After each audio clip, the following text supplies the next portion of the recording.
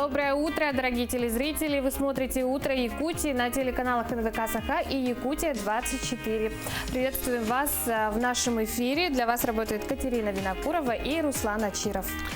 На календаре сегодня 11 февраля, четверг, и сегодня мы встречаем это утро по традиции вместе с самыми свежими, интересными и полезными новостями.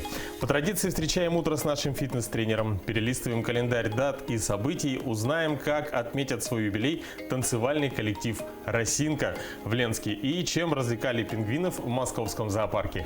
Также в нашей студии ожидаются интересные гости. Мы познакомимся с финалистами всероссийского конкурса детского и юношеского творчества «Земля талантов», который проходил в Москве. Побеседуем с хореографом постановки балета «12 стульев» и узнаем, как может балет заговорить. Оставайтесь с нами ваше утро будет действительно позитивным. В нашем регионе важна не только погода в доме, но и на улице. Важно знать, что нужно сегодня одевать, допустим, унты или сапоги, либо шубу или пуховичок. В этом нам поможет, конечно же, прогноз погоды. Катерина, что у нас по погоде? Давайте познакомимся. Сегодня в центральных районах в 6 часов утра температура воздуха составила минус 35, минус 39. В Заречной группе минус 27, минус 35 градусов. В южных минус 14, минус 18. В Вилюйской группе минус 22, минус 36. В Нижнеленских минус 31, минус 33 градуса. В западных минус 14, минус 28. В Колымайдигирской группе минус 14, минус 38. В Янских минус 33, минус 39. А на северо-западе минус 30, минус 33 градуса. В 6 часов утра температура воздуха в городе Якутске составила минус 36 градусов. Атмосферное давление 756 миллиметров ртутного столба. Штиль. Сегодня днем в Якутске ожидается небольшой снег. Ветер переменный 1,3 метра в секунду. Днем температура воздуха составит минус 22, минус 24 градуса. С каждым днем все теплее и теплее. Да, это не может не радовать. Друзья, когда мы узнали уже, какая погода на улице, как нам нужно одеться, запланировали, соответственно, заварили чашечку чая или кофе, самое время узнать самые свежие и актуальные новости. Кстати, врачи Национальной службы Великобритании обнаружили новый неочевидный симптом COVID-19. И в студии наш новостной обозреватель Василий Радченко. Василий, доброе утро. Что это за симптом? Да, доброе утро, коллеги. Доброе утро, Якутия. Симптом действительно неочевидный. Это икота. Врачи поначалу подумали, что это совпадение, но собрав фокус-группу и провели исследования, выяснилось, что люди, страдающие постоянной икотой, имели положительный результат на COVID-19. А после первичного выздоровления икота проходила. И далее о главных событиях.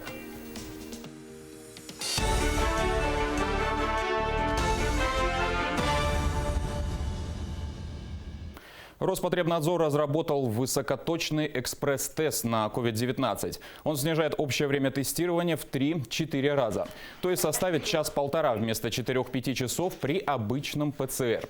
Роспотребнадзор отметил, что скорость, простота и низкая стоимость новой технологии позволяют использовать ее для мониторинга распространения вируса SARS-CoV-2. Тест полностью адаптирован для использования на базе существующей в стране инфраструктуры лабораторной диагностики. При этом все компоненты для него теперь производятся локально на базе Центра эпидемиологии Роспотребнадзора. В результате у нас получается... Впервые с октября за сутки в России выявили менее 15 тысяч заразившихся коронавирусом. В связи с улучшением статистики положительные новости с послаблением режима ждут жителей Удмуртии. С сегодняшнего дня для них отменили обязательный масочный режим. А в Кузбассе закрывают оперативный штаб по борьбе с коронавирусом. Правда, теперь он называется «Штаб по предупреждению завоза и распространения коронавируса и социально значимых инфекций в Кузбассе». Кипр возобновит выдачу туристических виз гражданам России с 1 марта. Страна открывает границы для граждан из 56 стран. Теперь визу можно будет оформить через онлайн-сервис. Также Кипр снимает карантин для всех въезжающих иностранцев. Для представителей стран из красной зоны потребуется 2 ПЦР-теста для въезда и по месту прибытия. Лицам из стран оранжевой категории будет необходим лишь 1 тест для въезда, а гражданам из стран зеленой категории тесты для въезда не понадобятся.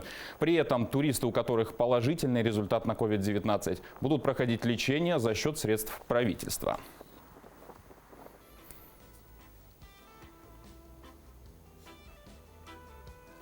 Компании получат налоговые льготы при оплате санаторного лечения сотрудников. Закон одобрен на заседании Совета Федерации.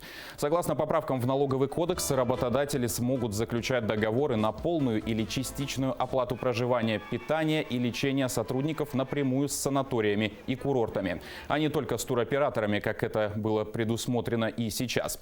При этом затраты можно будет учитывать в составе расходов на оплату труда при расчете налога на прибыль организации. Отныне Арктика стала ближе туристам. Согласно приказу ФСБ России, теперь пограничная зона установлена в пределах только Медвежьих островов, Новосибирских островов и острова Песчаного.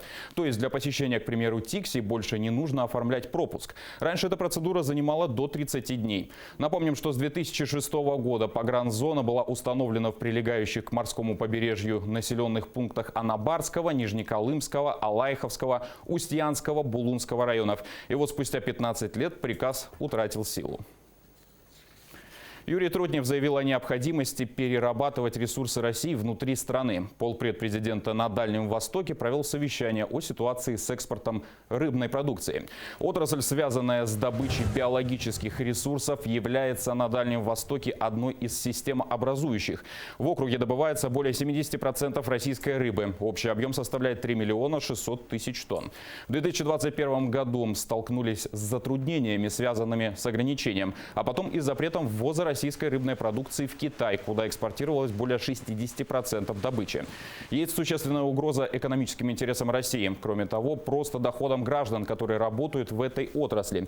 В связи с этим Росрыболовство проводит анализ возможности поставок рыбной продукции из ДФО в другие регионы для дальнейшей реализации. Детский сад «Прометейчик» в Якутске полностью закрыли на санобработку. Она продлится в течение 2 дней. Об этом нашему телеканалу сообщили в управлении образования города. Напомним, ранее в детском саду острой кишечной инфекцией заболело 11 воспитанников. Это дети до 2 лет. У всех них наблюдается легкая клиническая картина. Рвота, повышение температуры тела до 37,5 градусов и гипермезия зева.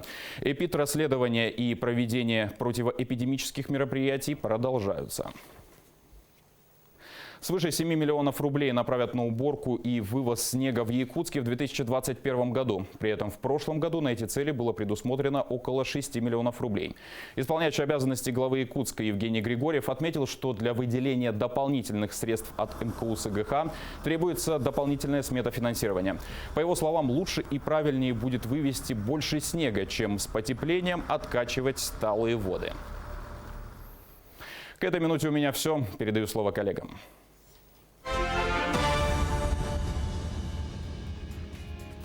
Спасибо, Василию. Мы продолжаем. Хотим напомнить, что мы работаем в прямом эфире, потому для ваших пожеланий, поздравлений и вопросов работает наш WhatsApp номер 8 914 273 4488. Делитесь с нами хорошим настроением, а также не забывайте про наш конкурс. Да, конкурс, который мы посвятили приближающемуся празднику 14 февраля, День всех влюбленных или День Святого Валентина. Соответственно, мы объявляем этот конкурс, который проведем в Инстаграме, а также можно использовать наш WhatsApp номер. Конкурс мы решили назвать «Фото Валентинка». Все, что от вас требуется, это выложить свое признание любви под хэштегом «Утро Якутии». Да, и итоги конкурса мы подведем уже после Дня Святого Валентина в нашем эфире. Оцениваться будет оригинальность, романтичность вашей фотовалентинки. Ну а победители будут ждать интересные, хорошие призы. Причем участвовать можно из любой точки республики. Неприятности на работе, плохая погода, заглохшая машина. Да? От всего этого можно устать, особенно если это повторяется изо дня в день в этой рутине. Руслан, что ты делаешь, когда устаешь? Ну, для меня пока я выбрал самый действенный способ – это хорошо выспаться. Но еще есть способ подготовить свой организм, сделать его выносливее регулярным занятием спорта. А начать можно с обычной утренней зарядки. Всем доброе утро! Ну что, начнем нашу зарядку? Первое упражнение у нас присед с выпрыгиванием. Садимся на уровень колена, колени за носок у нас не выходят, спина максимально прямая, держим поясницу в прогибе. Садимся, выпрыгиваем вверх, при этом делаем выдох. Сели, выпрыгнули, сели, выпрыгнули. Выполняем данное упражнение 5 раз. Упражнение номер 2. Дорожка. Делаем 4 шага руками вперед, 4 шага назад.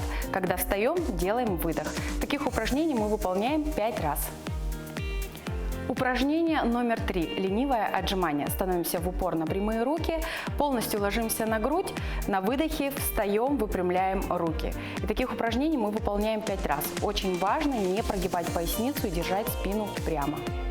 Упражнение номер 4. Бегущий человек. Становимся в упор на прямые руки и в прыжке делаем смену ноги, подтягивая колено при этом к груди.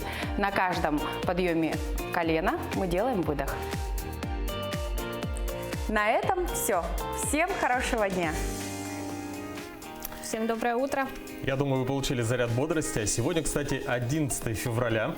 И это, Катя, практически 8 марта, нужно Интересно. сказать. Да.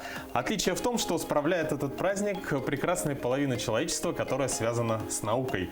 А если быть точным, называется праздник так: Международный день женщин и девочек в науке. Вот, сегодня, думаю, все научные исследования будут приостановлены. Ну и, соответственно, дамы придут в шикарных нарядах и будут получать подарки и слушать поздравительные научные лекции. Интересно, получается, в научной сфере девушки и женщины получают в 2 раза чаще комплименты и подарки в год. Повезло им. Ну а какими еще датами и событиями отмечен день 11 февраля, узнаем в нашей рубрике.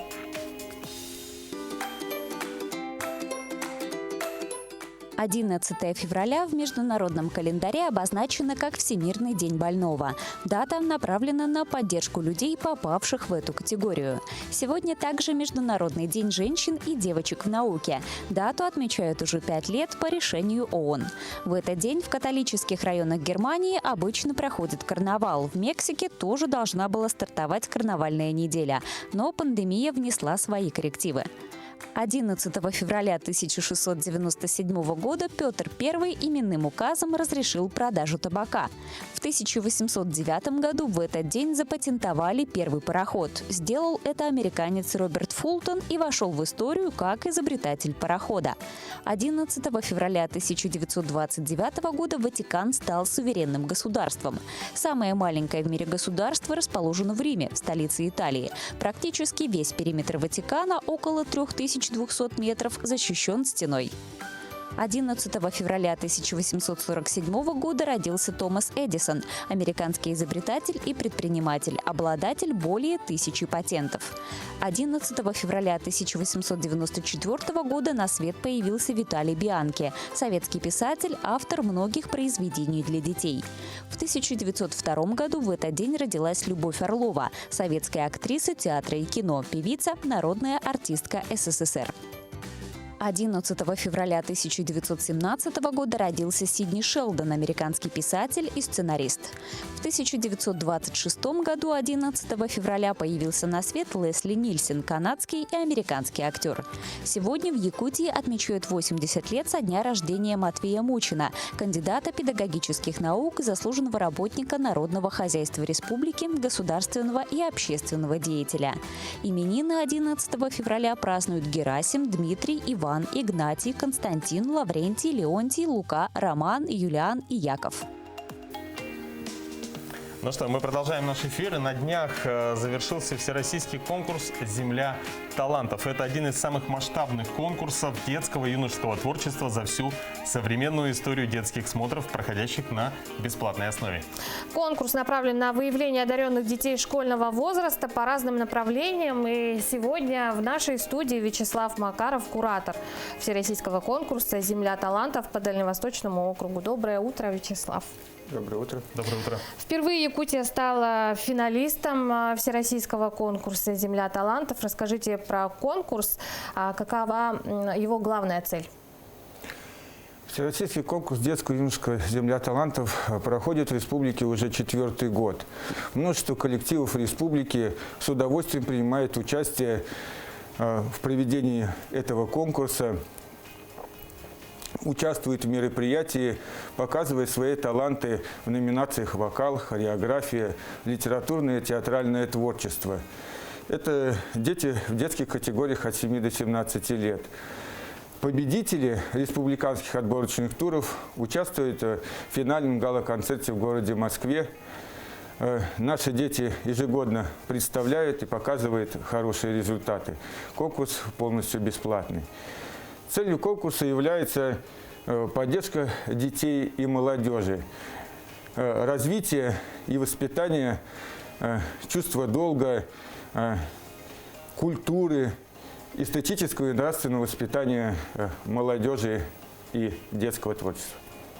Конкурс проходил по разным направлениям. Жюри отметило лучшие работы, и среди них школьники из разных улусов республики. А что привлекло внимание жюри? Внимание привлекает желание наших детей выразить, показать, как они чувствуют, видят, быть с желанием почувствовать и увидеть то, что хотели донести до этого их предки. В этом году конкурс проходил по теме «Дети Победы». И как никогда наши дети были воодушевлены великой победой. И с этим чувством решили вынести на сцену их души. Словом, делом, танцами и своими жестами, своим выступлением показали, говорили словами того времени. И за счет этого смогли донести именно до нашего жюри то, что происходило в то время. Настолько реально, что жюри оценило их высшей наградой первым местом. Вячеслав, ну мы вот как раз посмотрели кадры, да? Если говорить о победителях, о специальных призах, чьи имена назовете? Топоркова Эмилия. Она получила, единственная со всей Российской Федерации, получила специальный приз жюри. Она в 10 лет написала книгу о детях войны, поселка Жатай. Антон Жарков у нас занял первое место. Он донес переживания ребенка, который попал в концлагерь. Очень живая постановка, которая задела душу жюри, и они присудили ему дипломанта первой степени. Ну как, по-вашему, сохранить интерес детей, да, к своей истории, к своему краю, чтобы они говорили о победе, о войнах? Вы правильно подметили «сохранить».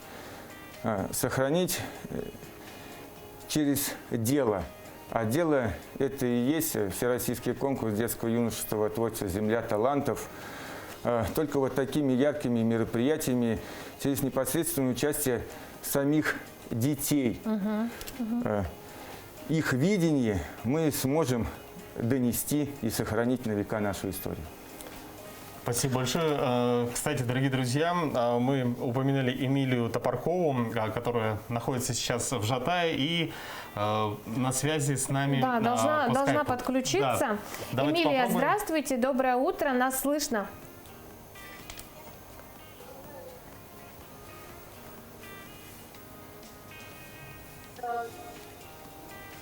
Эмилия, слышно? Доброе утро. Эмилия, расскажи про свой проект, почему ты выбрала такую сложную тему войны.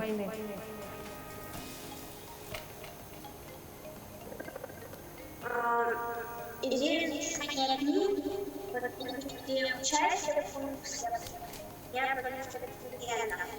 Я мечтала и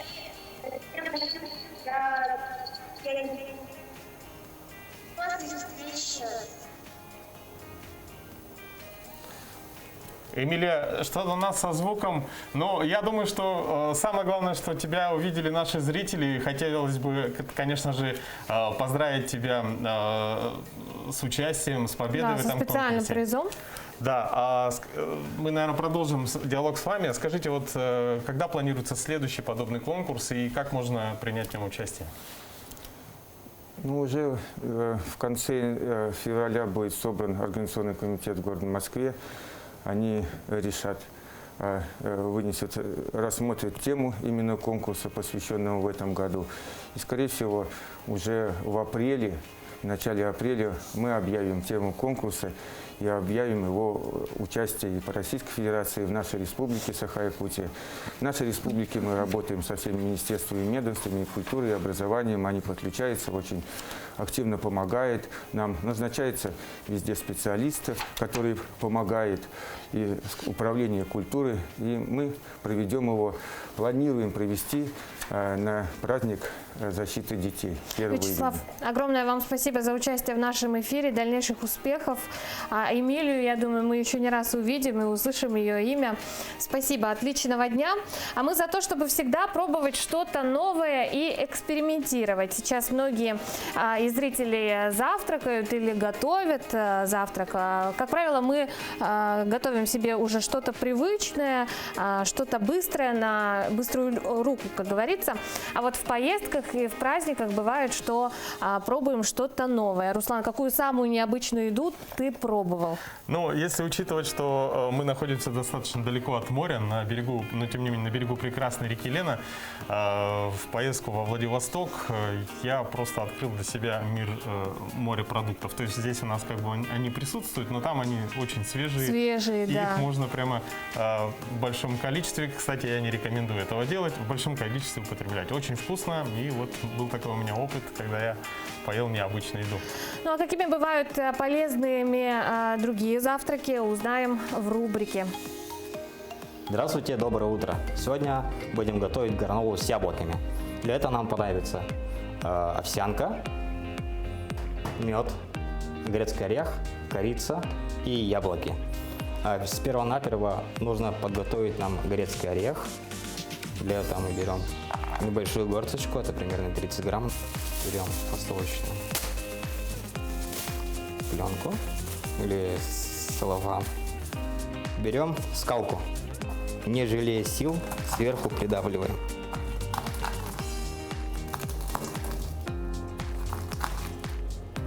Но не сильно, чтобы куски грецкого ореха были большие. Примерно так уже достаточно. Так, дальше убираем мы в сторонку. Нам уже не понадобится в ближайшее время. Берем одно большое яблоко. Обязательно. Убираем сердцевину.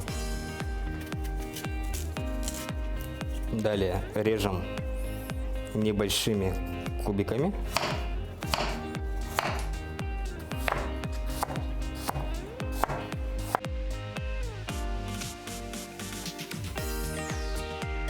Добавляем грецкий орех.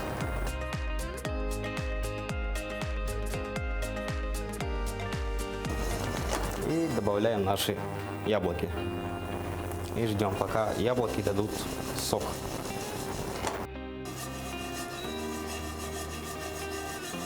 Если смотрите, то, что оно начинает подгорать, желательно сразу же добавлять туда стакан воды. Берем 2 столовые ложки меда и начинаем дальше жарить. И добавляем чайную ложку корицы. Как только яблоко стало мягким, убираем огонь И идем на подачу.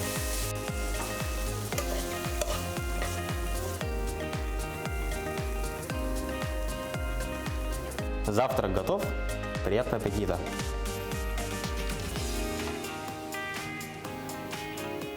Что ж, приятного аппетита всем, кто завтракает.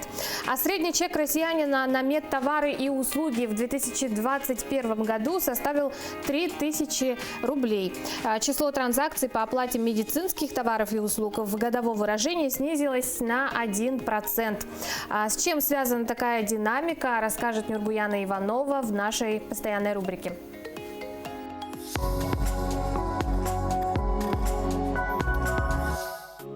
Траты россиян на медицинские услуги и товары в текущем году продолжают расти, но меньшими темпами, чем годами ранее. Так, по данным за январь 2021 года, средний чек россиянина составил чуть более 3000 рублей, следует из исследования Россельхозбанка. Согласно исследованию, в январе 2020 года общий объем подобных трат клиентов банка в годовом выражении увеличился на 27%, число таких транзакций на 30%. В январе 2019 года показатели выросли на 27% и 46% соответственно. Средний чек при этом постепенно снижался с 3387 рублей в январе 2018 года до 2870 рублей в первый месяц прошлого года. Отмечается, что анализ расходов был сделан по картам клиентов банка в таких категориях, как медицинские и спортивные товары и услуги за 2020 год и январь 2021 года. Эксперты банка считают, что такая динамика может объясняться тем, что люди стали более рационально подходить к обращению в медучреждения и выбирать в первую очередь только те товары и услуги, которые необходимы для поддержания здоровья. Поставки техники и электроники восстанавливаются в 2021 году после дефицита в некоторых сегментах на фоне пандемии. По словам коммерческого директора группы МВидео Эльдорадо Олега Муравьева, во второй половине 2020 года изоляция поспособствовала росту спроса на ноутбуки, и тогда же возник дефицит по процессорам, экранам, что отразилось на некотором дефиците в телевизионной технике. Отчасти дефицит коснулся и мобильных устройств. По словам Муравьева, группа планирует поставки на горизонте многих месяцев и диверсифицирует поставки, что позволяет нивелировать дефициты, с которыми сталкивался рынок. Всего 1% вкладчиков российских банков не готовы дистанционно управлять своими счетами и вкладами, предпочитая делать это непосредственно в отделении банка. Такие результаты приводятся в совместном исследовании РГС банка и НАФИ. 67% вкладчиков ответили, что предпочитают банковские мобильные приложения, 60% интернет-банк, а 53% опрошенных используют банкоматы. Причем как собственные устройства банка, так и удобно расположенные партнерские банкоматы. И только 38% посещают отделение финансовых организаций. Личное посещение банка чаще использует старшее поколение. Это были новости экономики для «Утра Якутии». Выпуск подготовила Нургуяна Иванова.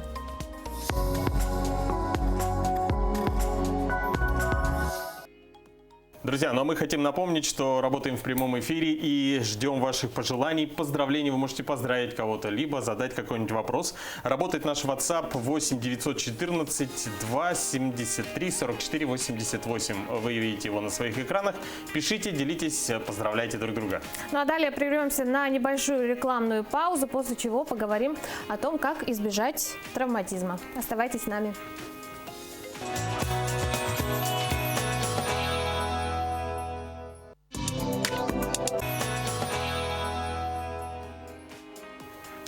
На улице уже постепенно теплеет. В Якутске в эти выходные синоптики прогнозируют солнечную теплую погоду. Горожане, конечно, устали уже от 50-градусных морозов и, думаю, выйдут куда-нибудь погулять и отдохнуть. Обязательно. Да, особой популярностью в такое время пользуются катки и ледовые парки. О том, как не закончить свой активный день в больнице, какие правила соблюдать на горках и катках, смотрите в сюжете Александра Хавренко. После суровых морозов, когда лишний раз и на улицу выйти не хочется, пришло долгожданное потепление. Горки и катки заполняются людьми, и именно на это время приходится основной пик детского травматизма. Основные травмы – это компрессионные переломы позвоночника, переломы верхних и нижних конечностей. И тут самое главное – вовремя распознать серьезность травмы. Признаки перелома – это сначала, в первую очередь, острая боль, невыносимая при переломах нижних конечностей. Ребенок не может встать. Мы можем увидеть при смещении перелома, деформацию. И при этом ни в коем случае не надо ребенка все время дергать. Надо, чтобы ребенок был в покое и вместе с другими людьми занести в теплое место. Холодное нужно переложить, но не в голое тело, через одежду. Для того, чтобы максимально оградить ребенка от возможности получения травмы, катайтесь с горок и на катках в специально оборудованных местах. В таких парках все горки и аттракционы сделаны по ГОСТу и с соблюдением всех правил безопасности. У нас горки проектируются и делаются с соблюдением всех норм и стандартов для безопасного отдыха наших посетителей. Возле каждой горки размещены информационные таблички для безопасного катания на ледовых горках. На самом деле, чтобы семейный отдых не омрачился неожиданным визитом в больницу, надо просто быть внимательными и соблюдать несложные правила. Есть основные правила. Это не съезжать спиной вниз, не съезжать головой вперед. Надо смотреть, не скатываться, чтобы пока не отошел предыдущий человек. Впереди выходные. Приятного вам отдыха и будьте внимательны к себе и к окружающим. Александр Хавренко, Григорий Николаев. Специально для «Утра Якутии». Что ж, берегите себя обязательно. Руслан, ты слышал, что Хабиб Нурмагомедов в очередной раз заявил, что не собирается возобновлять свою карьеру в UFC, а также попросил освободить его от титула чемпиона? Я даже не знаю, чему больше удивиться, заявлению Хабиба, либо тому, что ты следишь за бойцами UFC. Но, друзья, для тех, кто следит за спортом, за событиями спорта, для вас наша рубрика.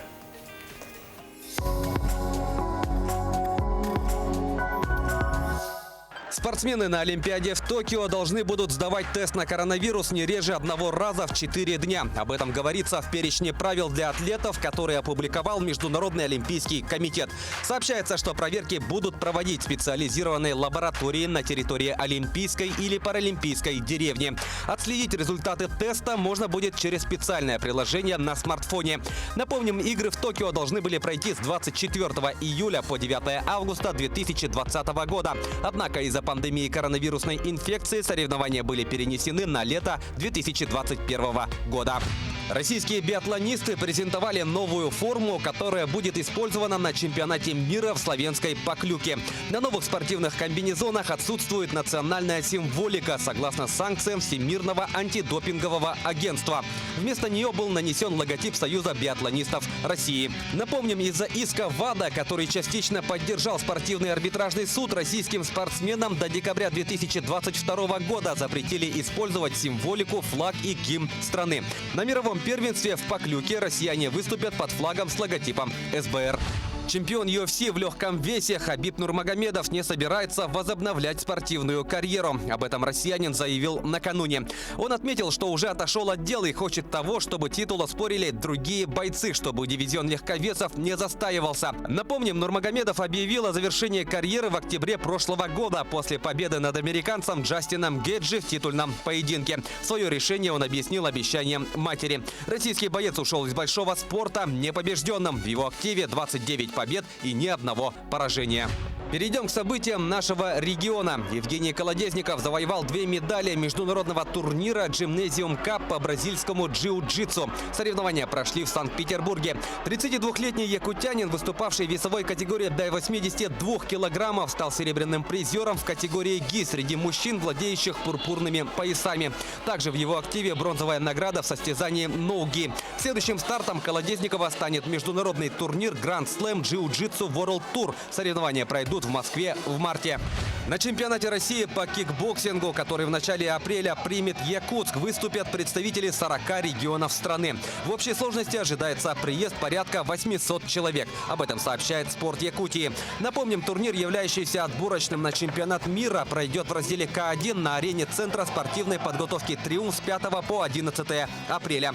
Эти соревнования станут вторым масштабным стартом, который примет Якутск. На прошлой неделе во Дворце спорта 50 лет победы завершились чемпионаты и первенства Дальнего Востока по кикбоксингу, на которых якутяне завоевали 22 медали различного достоинства.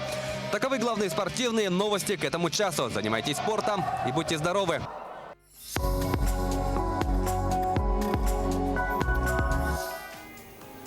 Всем доброе утро. 11 февраля на календаре. О самых свежих и актуальных событиях на этот час расскажет Василий Радченко.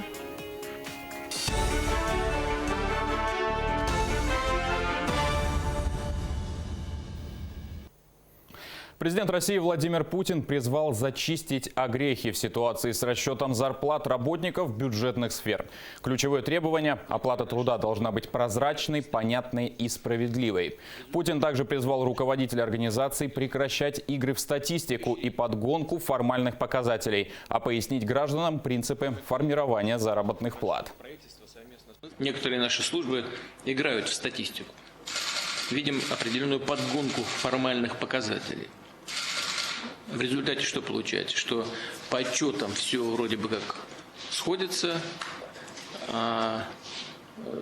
сходится это подчас за счет различных, повторяю, каких-то ухищрений, когда специалистов переводят, как вот было сказано в ходе нашей дискуссии в рамках Совета, на сокращенный режим работы, на половину или на четверть ставки. Нагрузка при этом не снижается, а то и растет. Кроме того, Путин обратил внимание на то, что выделяемые на развитие первичного звена здравоохранения средства должны использоваться эффективно. Также российский лидер призвал обратить внимание на расчет заработной платы всех категорий работников в бюджетных сферах, а не только тех, о ком шла речь на совещании. Прошу правительство совместно с субъектами Российской Федерации оперативно и крайне внимательно изучить положение дел с уровнем заработных плат бюджетников вообще бюджетников во всех сферах и в регионах страны. Я вас попрошу, да, это непростая работа, но нужно вникнуть в ситуацию каждого сотрудника. И главное, необходимо подготовить и реализовать предметные решения, которые позволят устранить выявленные проблемы. Число местных жителей, привлеченных на работы по строительству Ленского моста в республике, составит до 70%. Об этом в ходе программы «Якутия Лайв» сообщил исполняющий обязанности первого зампредседателя правительства республики Дмитрий Берников. По его словам, с партнерами заключено соглашение, согласно которому они обязуются привлекать к работам свыше 2/3 местных жителей. Сейчас со стороны подрядчиков и партнеров готовятся предложения по перечню специальностей, которые будут востребованы. Первый этап проекта строительства предполагает участие на стройплощадке до 500 работников. На втором этапе количество привлеченных рабочих составит до 2200 человек. Также Берников заявил, что пропускная способность Ленского моста в Якутии составит до 6000 машин в сутки. Проезд для легковых автомобилей будет бесплатным. Что же касается взимания платы за проезд с грузовых автомобилей, то этот вопрос рассматривается. Ближе к концу строительства моста все тарифы будут доведены. С вводом моста транспортная доступность вырастет с 20% до 83-90%. Также Берников отметил, что если заложить конструкцию под будущее железнодорожное полотно, стоимость проекта повысится примерно в 1,5 раза. Районы Якутии получат новую спецтехнику для борьбы с лесными пожарами. Глава региона Исан Николаев в селе Верхний Вилюйск посетил новое здание филиала ГАО «Якутлесресурс», построенное за счет внебюджетных источников района. Он выразил уверенность, что территории успешнее будут справляться с лесными пожарами с помощью приобретенной за федеральные средства техники.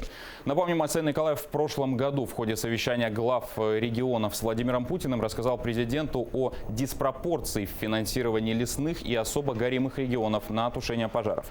Президент поддержал главу Якутии и поручил федеральным органам власти пересмотреть методику распределения средств, выделяемых из федерального бюджета на тушение лесных пожаров. Установку пожарных извещателей в социально незащищенных семьях планируют произвести в Якутии. Мероприятия предусмотрены комплексным планом дополнительных мероприятий по обеспечению пожарной безопасности на 2020-2024 годы. Планируется установка 1000 систем автономных дымовых пожарных извещателей с GSM-модулем. Их будут монтировать в местах проживания граждан социально незащищенных категорий населения 4 районов, а именно Горного, Намского, Татинского и Усть-Алданского. На неделе были установлены 70 систем малоимущим и многодетным семьям, маломобильным гражданам и одиноким пожилым людям Татинского района. Совет Федерации одобрил закон, дающий детям-сиротам, а также детям, оставшимся без попечения родителей, бессрочное право получать высшее образование за счет бюджетных средств. Ранее такое право было предусмотрено нормой закона об образовании, срок действия которой был установлен до 1 января 2021 года. К этой минуте у меня все. Хорошего вам дня.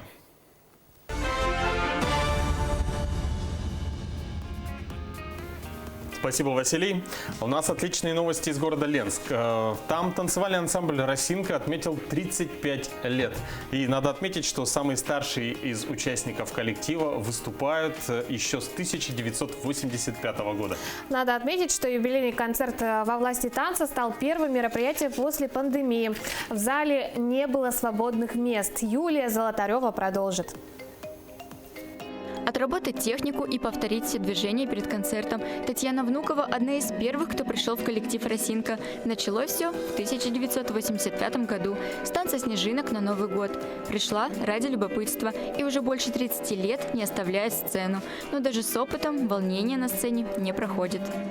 Чем старше, мне кажется, тем он волнительнее, все это остро воспринимается. Переживания эти всякие, ответственность. За все, и за коллектив, и за себя, и за Наталью Викторовну, то, что за нас переживает всегда она. Сегодня в ансамбле танцует 89 человек. Самой юной участнице 3 года. В старшей группе есть и 65+. И на тех, и других сказалось длительное отсутствие репетиций. У некоторых почти напрочь пропала растяжка. Так вот. Ну ничего, постепенно вошли, но зато соскучились и занимались уже, прям я бы сказала, даже с большим рвением, чем до. Они дома занимались, некоторые мне видео отправляли, что они делают. А так, конечно, полгода сидели, это что-то. В прошлом году ансамбль отметил 35 лет. За это время участники успели освоить многие направления. Танцуют не только эстраду, но и современную хореографию. Контемпорари, вог, дэнс-холл. Но их визитной карточкой остается первый танец снежинок.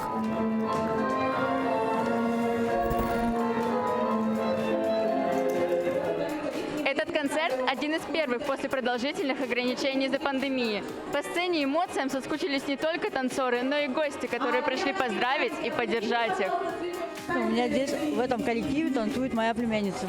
Мне было приятно посмотреть, как они танцуют. Они вообще очень хорошие, очень красивые. Волновалась сегодня перед выступлением? Да. А почему? Потому что это мое первое выступление перед людьми. Конечно, рады. Все, мне кажется, рады родители за своих детей и вообще. Рад был вернуться сегодня на сцену? Ну да, рад. Выступал очень много раз, понравилось. Ну, если честно сказать, этот концерт для меня был таким, когда новый концерт, так радостный. Мне понравился. Богатый репертуар не удалось показать в рамках одного концерта. 14 февраля состоится его вторая часть. Танцы разбавят лазерным шоу. Юлия Золотарева, Олег Соснин, телеканал «Алмазный край». Но мы продолжаем наш утренний эфир. В Государственном театре оперы и балета премьера балета «12 стульев». Долгожданный спектакль зрители должны были увидеть еще в прошлом году, но из-за пандемии премьера переносилась 2 раза. И вот, наконец, артисты готовы представить свою новую работу. Над новой постановкой работала творческая группа из Беларуси. Сегодня в нашей студии балетмейстер Дмитрий Якубович. Дмитрий, доброе утро. Доброе утро. Было заявлено, что в балете артисты будут разговаривать. Как это вообще возможно?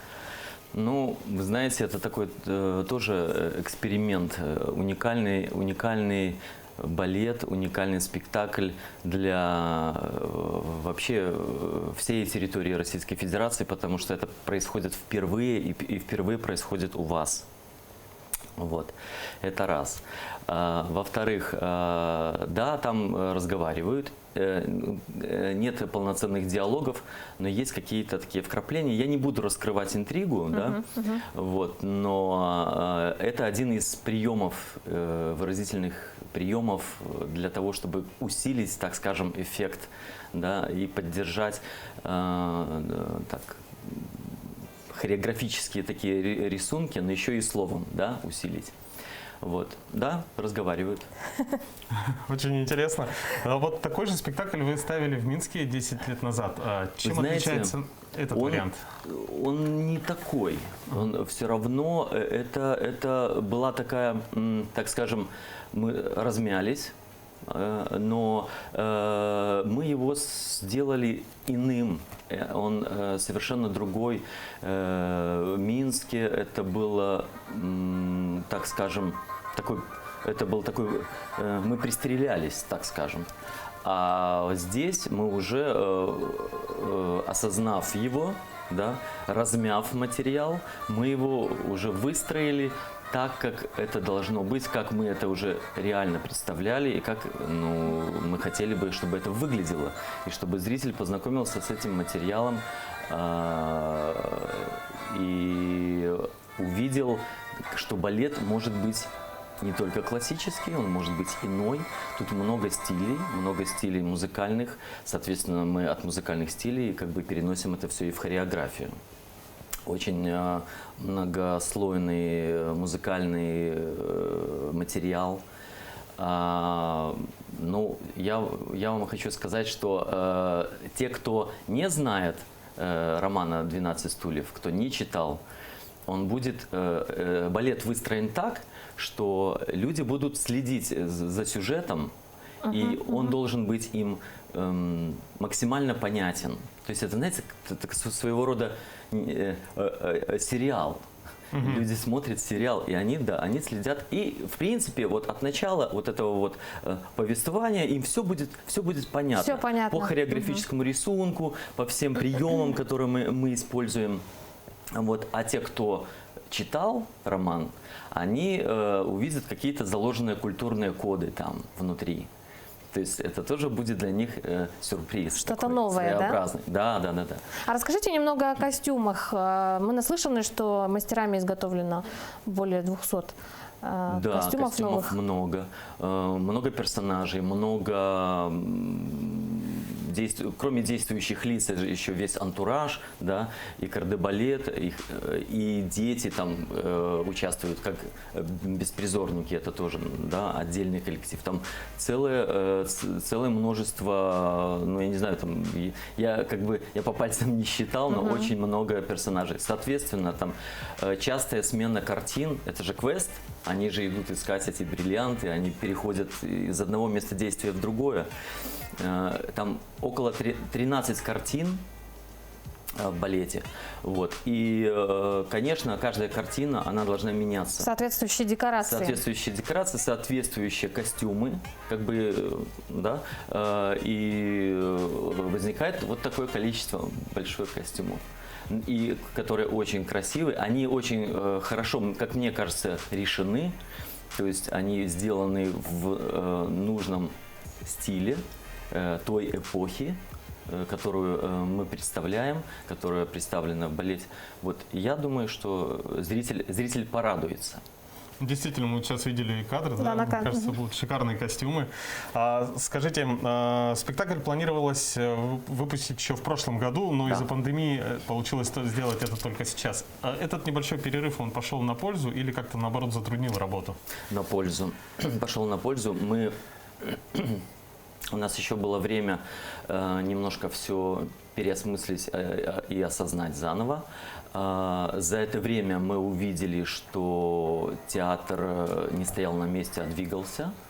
И я увидел, что коллектив театра, в частности балет театра, вы знаете, я хочу сделать сразу комплимент, мне очень нравится. Ребята, балет, коллектив театра оперы и балета. Да, они, конечно, молодцы, они такие работяги, то есть я перед ними просто преклоняюсь. Это раз. Во-вторых, техническая составляющая, они подготовлены очень хорошо, очень, да не хорошо, больше можно сказать даже. Перед всем коллективом театра оперы и балет. Мне даже, вы знаете, что у нас была репетиция, там участвуют еще как действующие лица и монтировщики. Вот те, кто монтирует реально. И мы их, как правило, в спектаклях мы их не видим, они где-то там за кулисами. Ну, это я так приоткрываю вам. А здесь у нас открытый прием, декорация меняется как бы открытым приемом, и они у нас заявлены как действующие лица. Вот. Тоже работает просто вот как часы. Ребята, огонь. Дмитрий, приятно было услышать от вас добрые слова в адрес нашего якутского балета. Сделать? Конечно. Простите. Те билеты, которые были куплены, наша работа была прервана до пандемии, да? Вот, соответственно, там, значит, те билеты, которые были приобретены 25 марта, вот, значит, наши зрители могут перейти на 12 число, 12 февраля. Они действующие. На 12 февраля. Те билеты, которые были приобретены людьми на 27-28 марта, они могут перейти 13 февраля. То есть все билеты действительно. Да. Спасибо большое вам еще раз и творческих успехов. Спасибо, Дмитрий. А родные брат и сестра, 12-летний Андрей и 9-летняя Катя, всегда поддерживают друг друга, увлекаются чтением, шахматами и мечтают обрести свою семью. Сейчас у нас время для нашей рубрики «Пусть мама придет». Родные брат и сестра Андрюша и Катя. Андрею 12 лет, Кате 9 лет. По характеру очень общительные, открытые дети. Всегда они помогают друг другу, семье помогают. В центре очень хорошо адаптировались сразу же.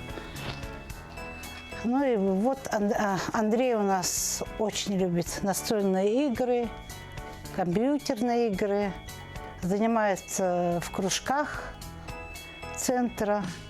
Катя у нас тоже такая очень живая, активная девочка. Любит танцевать, петь песни, рисовать любит. Дети очень хорошие, добрые. Андрей очень любит свою сестру, для которой есть место в его мечте. Андрей, у тебя есть какая-нибудь мечта? Да, я хочу стать очень хорошим человеком и с моей любимой родной сестрой Катей, чтобы у нас была очень хорошая жизнь. В сказку новогоднюю снова загляну, подари сегодня мне волшебство Сантану, снежную мелодию, яркие огни. Сказка новогодняя, детство мне верни. Новый год нам в гости мчится, Дед Мороз в окно стучится, на небе праздничный салют и часы 12 бьют. Мы очень надеемся, что Андрей и Катя обретут семью, в которой реализуется их мечта.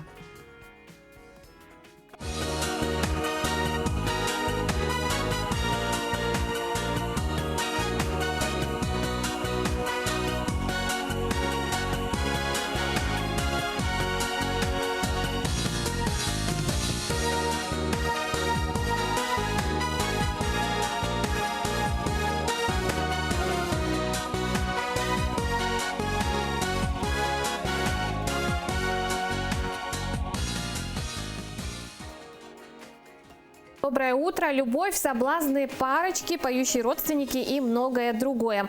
Предстоящий уикенд характеризуется тем, что на него приходится День Святого Валентина. Преимущества должны иметь российские картины. Подробнее ознакомимся в рубрике «Афиша».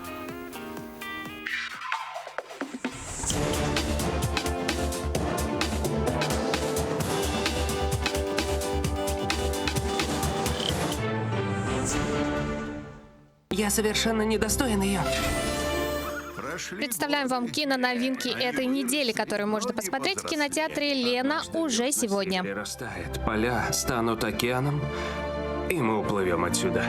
В основе сценария романтической комедии «Дикая парочка» пьеса Шенли «За пределами Маллингара», которая была с успехом показана на Бродвее. Действие происходит в Ирландии. В центре сюжета соседи и друзья с детства Розмари и Энтони. Они просто созданы друг для друга, но наступлению их счастья все время что-то мешает. Энтони занят беспрерывной работой на полях и подвергается постоянным унижениям отца. Но больше всего его волнует угроза родителя завещать их семейную ферму его двоюродному брату Адаму. Неожиданно Адам проявляет интерес и к Розмари и зовет ее с собой в Нью-Йорк. У мечтательного и застенчивого Энтони остается последний шанс, чтобы любовь всей его жизни не умчалась от него навсегда. «Дикая парочка». В кино с 11 февраля. Отправляемся в путешествие. Кинокартина «Родные» снят по сценарию Жоры Крыжовникова и Алексея Казакова в жанре роуд-муви. По сюжету главный герой с семьей отправляется на музыкальный Грушинский фестиваль, чтобы исполнить мечту выступить на главной сцене с песней собственного сочинения. В дороге отношения родителей и детей штормят и проходят испытания на прочность. Но самое важное они поймут только в конце этой необычной поездки. Саратов ты победила? И может ты на свой этот Хэллоуин еще ходишь? 3 года уж ягодку не срывают. Берешь свое желание и запускаешь его прямо в космос. Где лучше всего провести 14 февраля? Герои фильма «Лав» этот вопрос решили для себя просто. В отеле под названием «Лав». Что связывает иммигрантку, горничную, скромного студента, ревнивого мужа и Ксению Собчак? В стенах отеля с говорящим названием «В день всех влюбленных» происходят совершенно разные истории. Конечно, в каждой из них есть место для любви. Сырочки с клюквой. С блюклей. Мы должны что-то предпринять. Им надо совершить путешествие во времени. Панчары – милые уморительные создания. Круглые, как пончики, и пушистые, как хомячки. Но когда двух из них вдруг затягивает петля времени, выясняется, что в будущем панчары – музейные экспонаты наряду с динозаврами. Нужно срочно изменить ход истории, и для этого они прокатятся по всем эпохам. Им все в новинку и все нипочем. Будь то пещерные люди или квадрокоптеры. А значит, впереди ждут округлительные приключения. Желаем вам отличного настроения и приятного просмотра. Ребята, это просто пончик. Мы очень вкусные. В кинотеатрах с 11 февраля.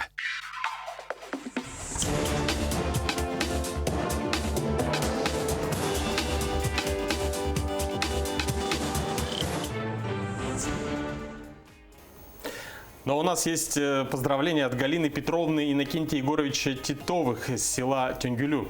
Здравствуйте, дорогие! Всех поздравляем с ярким днем нового дня. Желаем всего хорошего, наилучшего, главное здоровья всем жителям республики. Здорово. Спасибо вам за ваши сообщения. Хотим напомнить, что мы объявили конкурс, приуроченный ко Дню Святого Валентина. Вам нужно поставить хэштег «Утро Якутии» под оригинальной Валентинкой или в признании в любви. Да, также вы можете не только в Инстаграме разместить фотографию, но и отправить на WhatsApp номер. Итоги мы подведем после Дня Святого Валентина.